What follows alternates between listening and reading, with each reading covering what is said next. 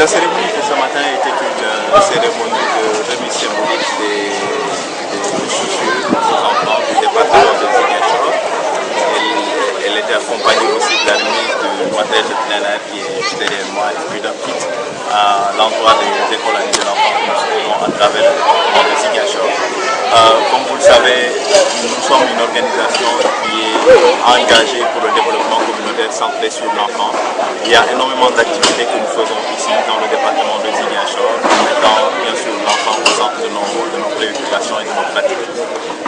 L'année dernière, nous avons distribué 17 000 paires de chaussures dans le département, aux écoles du département. Cette année, nous revenons avec 29 000 paires de chaussures qui nous ont été offertes par l'américain Tons. Et nous avons l'intention de bien continuer cette activité. Comme vous le savez, le 29 dernier, nous célébrions la journée sans chaussures pour un peu commémorer, au même titre que les enfants, de pouvoir partager leur expérience sans chaussures. C'est une expérience difficile en tant qu'adulte qu'on ne peut pas vivre comme les enfants. Mais comme vous le savez, il y a beaucoup d'enfants qui ne sont pas ici, qui sont dans les communautés rurales, dans les villages très éloignés, qui sont obligés de marcher chaque matin des kilomètres et des kilomètres pieds nus sous le chaud soleil, et c'est énormément difficile.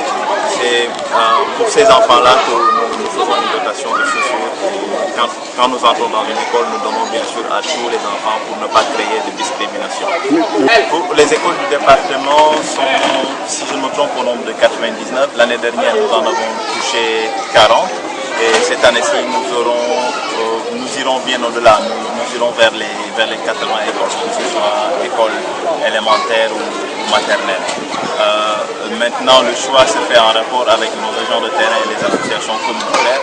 Mais pour la plupart du temps, la majeure partie des écoles qui sont touchées.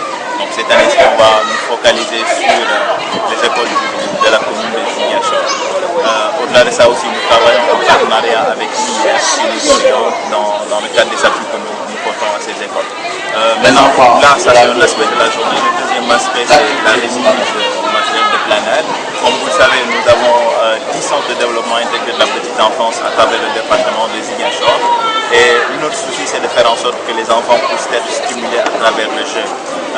Comme vous le savez bien, aujourd'hui, les enfants ne savent pas lire. C'est une triste réalité. Donc pour nous, il faut qu'on puisse les stimuler déjà au bas âge quand ils sont au niveau des écoles maternelles. Pour nous, ce sont des centres de développement intégré de la petite enfance. Et cette stimulation ne peut passer qu'à travers le jeu. Pour la plupart des parents, ils se disent que quand on amène nos enfants dans les écoles maternelles, ils ne font que jouer. Mais la triste réalité, ou la bienheureuse réalité, c'est que les enfants ne peuvent apprendre qu'à travers le jeu. Donc c'est pourquoi nous avons décidé de remettre ce matériel. Maintenant, au-delà de cela, nous appuyons aussi les écoles amies de l'enfant et nous sommes sur une innovation en matière de lecture. Il s'agit de l'utilisation des stratégies actives pour la réussite d'une école novatrice en Afrique, l'utilisation de fiches individuelles pour les enfants pour nous permettre de mieux nous enquérir de leur situation. Et pour vous donner juste des chiffres, sur les 768 enfants qui bénéficient du projet actuellement, qui sont dans les 10 écoles expérimentatrices de la stratégie, 52% n'ont pas de pièces d'état civil. Et si nous remontons, nous savons aujourd'hui que les statistiques en matière de besoins en pièces d'état civil au niveau de Ziguinchor vraiment dépassent la normale. C'est inexplicable et il faut que les organisations fassent quelque chose. Maintenant, le troisième aspect de ces innovations, c'est l'introduction de la téléphonie qui permet aux enseignants d'être en contact avec les parents.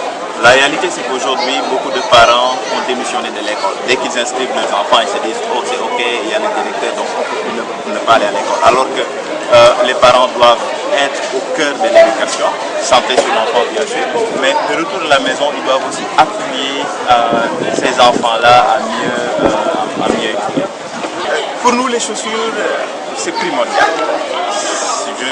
Je vous donne un exemple. Si on me demandait de me tenir maintenant sur ce chaud soleil, je sais que je ne tiendrai pas 5 minutes. Donc maintenant, demander à un enfant de faire des kilomètres pour aller à l'école, c'est impensable. Au-delà de cela, les enfants peuvent se blesser, peuvent marcher sur des pierres. Et disons, les chaussures sont une forme de protection des enfants contre les maladies du pied, mais aussi ça permet de favoriser l'éducation des enfants. Donc pour nous, ça c'est une priorité parmi les autres priorités. Ça permet de faire en sorte que les enfants ne tombent pas malades, mais aussi qu'ils puissent aller confortablement à l'école, suivre leur éducation comme il se doit. Et nous savons bien que l'éducation est le moteur du développement. Tout ce que nous pouvons faire pour faciliter l'éducation des enfants, pour les mettre dans des conditions idoines de réussite et vraiment pour qu'ils puissent atteindre le développement que nous souhaitons. Au Talibé. Et cette année-ci, nous avons même invité le président de l'association des maîtres coraniques. En tant qu'équipe technique, le souci. Nous avions une fois travaillé avec les talibés, on leur a mis des chaussures, mais un mois après, ils n'avaient plus de chaussures. Donc cette année, ça c'est un défi. C'est un défi.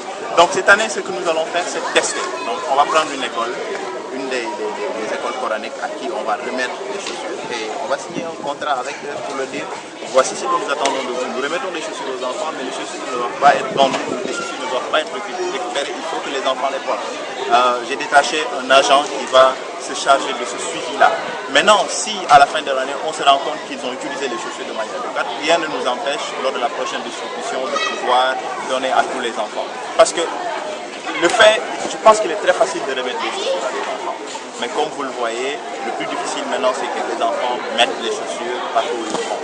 Et en tant qu'organisation, pour nous, c'est difficile de nous assurer que les enfants talibés vont mettre les chaussures contrôlées. C'est ce que nous souhaitons.